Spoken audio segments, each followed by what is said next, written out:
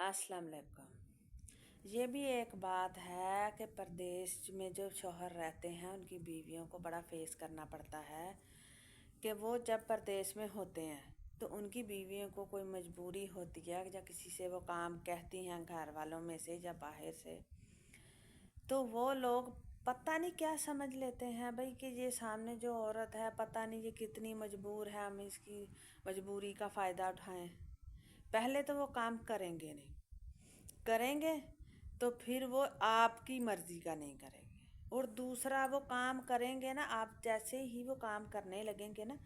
मैंने जो बहुत नोट किया,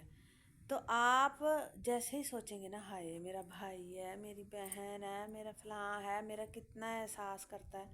सडनली आप उसी थप्पड़ से अपने ही मुंह पे थप्पड़ मारेंगे, उसी हाथ से आप अपना गला दबाएंगे कि ये तो मैंने तो इसे गलत समझ लिया, ये तो बंदा ही एक नंबर नहीं था, ये तो 10 नंबर बंदा था, ये तो किसी के काम क्या आना है यहाँ पे, ये तो हमें गलत समझ रहा है, हमें गलत गाइड कर रहा है, हमें आंखें दिखा रहा है, हमारे साथ बदतमीजी कर रहा है। भाई एक मर्द उठ के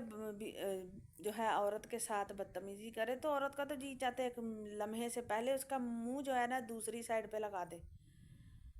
लेकिन सिर्फ उसे बर्दाश्त करना पड़ता है, कभी शौहर के लिए, कभी बच्चों के लिए, कभी घर वालों के लिए।